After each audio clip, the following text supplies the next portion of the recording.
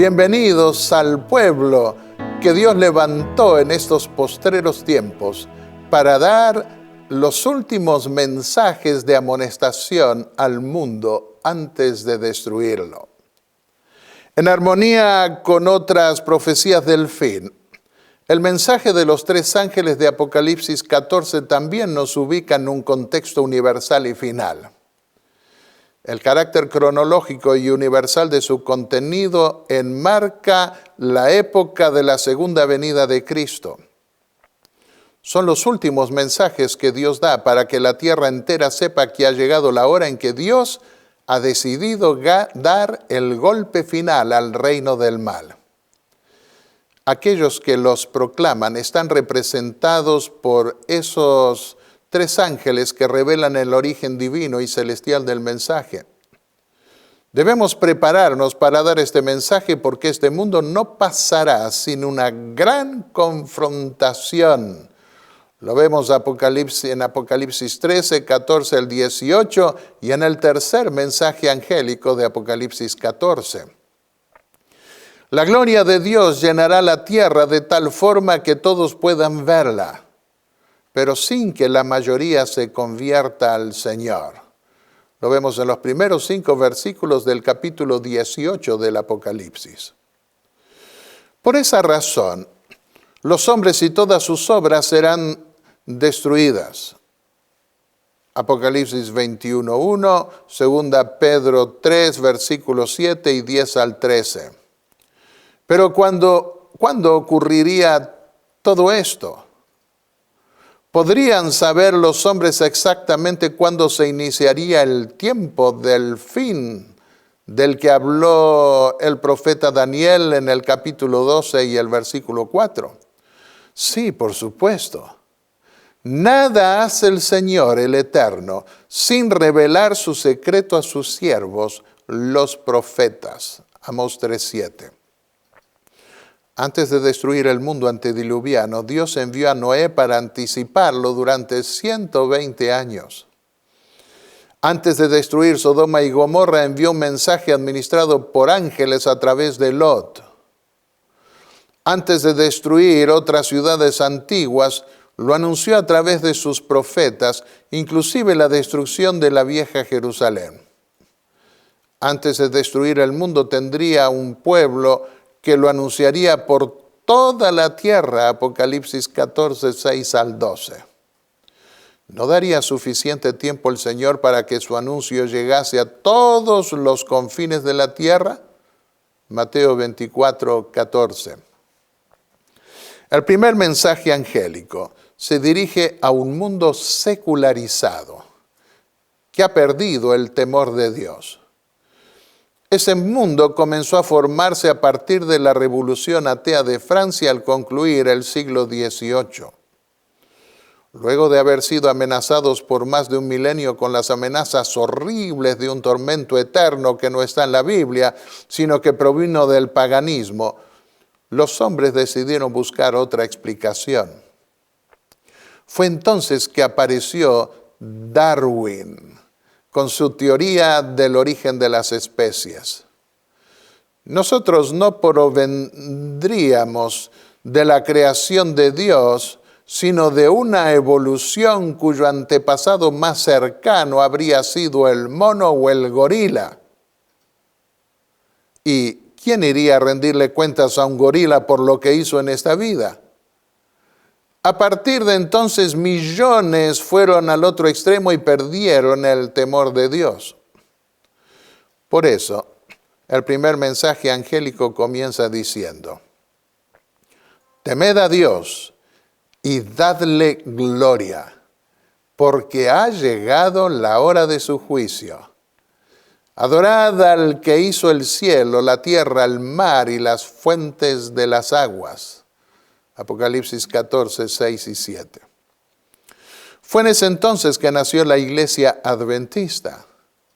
Dios levantó nuestra iglesia para contrarrestar el ateísmo secular que le niega a Dios su autoría en esta creación. También captaron nuestros pioneros guiados por Dios que el escepticismo secular provenía del hecho de que se había abandonado la observancia del día que conmemora la creación, el séptimo día, sábado. Y vieron que el temor de Dios está relacionado con la importancia de guardar los mandamientos divinos ante la realidad del juicio de Dios. Dijo el sabio Salomón en el libro de Eclesiastés: teme a Dios y guarda sus mandamientos, porque Dios traerá toda obra a juicio, junto con toda cosa oculta, sea buena o mala. Capítulo 12, versículos 13 al 14 del sabio Salomón en el libro de Eclesiastés. Llama la atención el hecho de que Juan se refiere al primer mensaje angélico de Apocalipsis 14 como otro ángel y no como primer ángel. Se sabe que se trata del primero de los tres ángeles que proclaman los últimos mensajes que deben ser dados al mundo, porque los dos siguientes son mencionados como segundo y tercer ángeles. Apocalipsis 14:8 y el versículo 9. Pero ¿por qué habría de mencionarlo como otro ángel y no como primero? Sin duda, para conectarlo con el mensaje del ángel que había visto antes en la descripción de su libro. El ángel anterior que Juan había visto en visión era el que tocaba la séptima trompeta, Apocalipsis 11:15. Las trompetas son juicios o castigos de Dios que caen sobre el mundo, según ya vimos al estudiar los capítulos 8 y 9 del Apocalipsis. La séptima corresponde al juicio final. Aparece en Apocalipsis 11 los versículos 15 al 19. Durante esa última trompeta, el Padre y el Hijo asumen el reino del mundo y se enfrentan con las naciones que se rebelan contra él. Es el tiempo de juzgar a los muertos, de dar la recompensa a los fieles y de destruir a los que destruyen la tierra. Todo esto se da en el contexto de una puerta que se abre en el templo celestial y que comunica al lugar santísimo, el lugar del trono de Dios y de su juicio. Ha llegado tu ira, dice el ángel que hace sonar la trompeta, la séptima trompeta. Es decir, el tiempo de juzgar. Versículo 18 del capítulo 11. Ha llegado la hora de su juicio, Apocalipsis 14:7. Repite el otro ángel, el primero de los tres últimos. Los ancianos de la corte celestial se postran y adoran a Dios porque asume su reino sobre este mundo, Apocalipsis 11:16. Asimismo, el mensaje del primer ángel reclama la adoración del Creador a todos los habitantes del mundo, porque ha llegado la hora del juicio. Apocalipsis 14:7. En otras palabras, el mensaje de esos dos ángeles, el de la séptima trompeta y el del otro que es el primero de Apocalipsis 14, son complementarios y corresponden al tiempo del fin. Los tres mensajes angélicos, por otro lado, forman un todo compacto y, por consiguiente, todos ellos están relacionados con el mensaje de juicio del ángel anterior. El tercer ángel advierte a todo el que adora al anticristo, representado por una criatura terrenal impostora, que va a sufrir las plagas finales donde se consuma la ira de Dios. Es el día de tu ira, dice el ángel de la séptima trompeta. La caída de Babilonia del segundo mensaje angélico, que aparece en el capítulo 14 y en el versículo 8, está también ligada a la destrucción de los reinos de este mundo para cuando el Señor y su Cristo o ungido Rey asuman durante la séptima trompeta el reino del mundo. En esa época se abre el lugar santísimo del templo y se ve el arca del pacto que contienen los 10 mandamientos. Los que obedecen al mensaje de los 3 ángeles guardan los mandamientos de Dios en armonía con esa visión celestial. Apocalipsis 14, 12. Pasemos al segundo mensaje angélico. Se dirige ahora a un mundo religioso apóstata que ha abandonado la ley de Dios y ha caído en la corrupción final que requerirá la intervención de Dios para destruir este mundo para siempre. Ese mensaje se expresa así: ha caído la gran Babilonia que hizo beber a todas las naciones el vino excitante de sus adulterios. Babilonia es una ramera que representa la iglesia apóstata de Roma. Se ve su prostitución en su idolatría abominable y en su unión con los gobiernos de este mundo. Su nombre es el de Babilonia, significa confusión. Y nos hace recordar la historia de la Torre de Babel que ilustraba la manera en que los hombres trataron de emanciparse de Dios. El mundo era joven en aquel entonces y no estaba maduro para la cosecha final. Allí Dios confundió su idioma y la coalición para construir la torre se dispersó. Pero en el fin del mundo se le iba a permitir al diablo unir las iglesias y religiones que rechazaran el llamado a glorificar al Creador, guardando sus mandamientos, en especial el cuarto que requiere la observancia del día del Creador. Su rebelión contra Dios durará poco tiempo. Se verá en un pacto profano que intentará exaltar una vez más los principios y prácticas de la falsa religión. Esto se ve en el Apocalipsis en el capítulo 17. Diferentes a los otros 2 mensajes angélicos de Apocalipsis 14, este segundo mensaje no se lo describe como proclamándose en alta voz. Al comienzo del conflicto con el secularismo, las autoridades religiosas se sentirían calumniadas. Buscan al final revertir su imagen ante el mundo. Pero cuando las religiones logran finalmente un acuerdo entre ellas sobre puntos comunes y engañan a las autoridades civiles para imponer su voluntad sobre el mundo, entonces el mensaje del segundo ángel se fortalecerá con el poderoso testimonio del ángel de Apocalipsis 18. La tierra entera se llenará de la gloria de Dios, de tal manera que el refugio de la mentira será expuesto. Tomo como figura el capítulo 28 de Isaías, los versículos 16 y 17. Así como la corrupción interior de Roma y de todas las religiones que se unen a ella, todo eso será expuesto. Después de esto, vi a otro ángel descender del cielo con gran poder, y la tierra fue alumbrada con su gloria. Y clamó con voz potente diciendo: ha caído la gran Babilonia, y se ha hecho habitación de demonios y guarida de todo espíritu inmundo y albergue de toda ave inmunda y aborrecible. Porque todas las naciones han bebido del vino del furor de su fornicación. Y los reyes de la tierra han fornicado con ella, y los mercaderes de la tierra se han enriquecido con la potencia de sus deleites. Apocalipsis 18, versículos 1 al 3.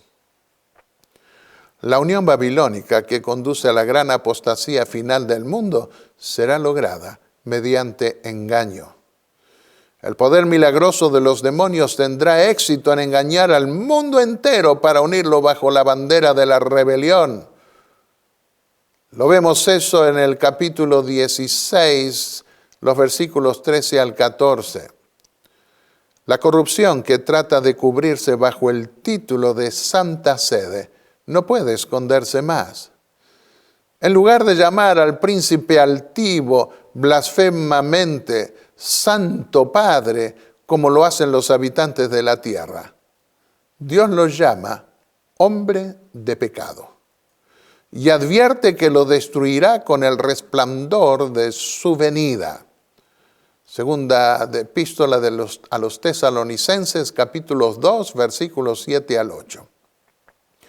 La línea de ratas, entre comillas, por la cual tantos asesinos, ladrones y abusadores morales pudieron encontrar refugio en Roma, no servirá más como escudo contra la justicia civil o religiosa.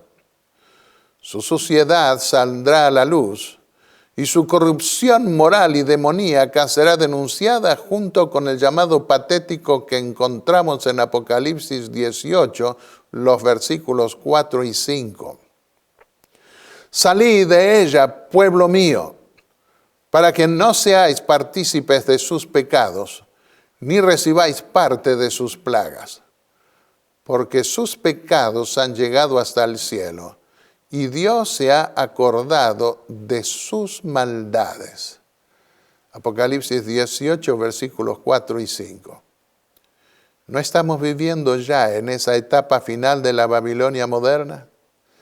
¿No están las iglesias y religiones uniéndose en programas y doctrinas comunes? ¿No está saliendo a la luz ya una considerable cantidad de su corrupción interior? Tanto despliegue de santidad exterior no sirve para esconder su suciedad interior. En una época en la que se extienden llamados a unirse en una dimensión global, Dios nos llama a salir y no involucrarnos en los principios y prácticas que están en oposición al Evangelio. Apartaos, apartaos, salid de allí, nada inmundo toquéis, salid de en medio de ella, purificaos vosotros que lleváis las vasijas del Señor. Isaías 52, 11, y vemos algo semejante en 2 Corintios 6, 14 al 17. El tercer mensaje angélico se dará en un contexto de gran confrontación final. Justo cuando el anticristo logra que las naciones impongan su día de reposo, que no es el que Dios ordenó y que lo reconoce como creador, Dios levanta un pueblo para denunciar la impostura. Por un lado estará la amenaza del anticristo al que apoyan las naciones, que consiste en morir por inanición. No se les permitirá ni comprar ni vender a menos que acepten la marca de autoridad impostora.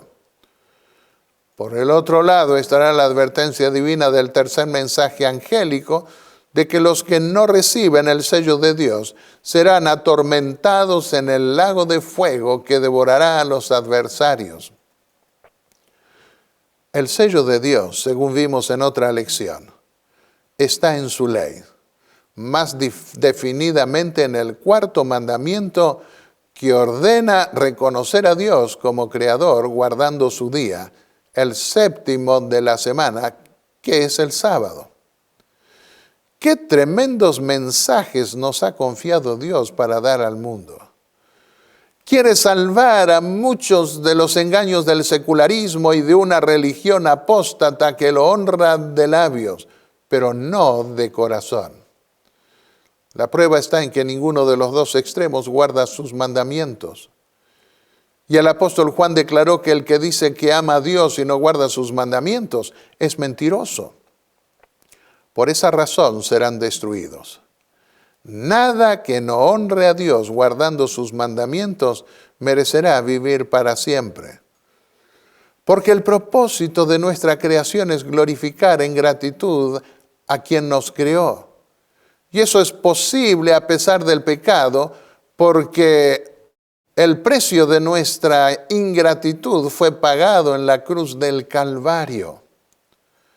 Unámonos a la corte del cielo, alabando al Creador y al Redentor por la obra maravillosa que Dios hizo en nosotros y que su Hijo redimió por su sangre.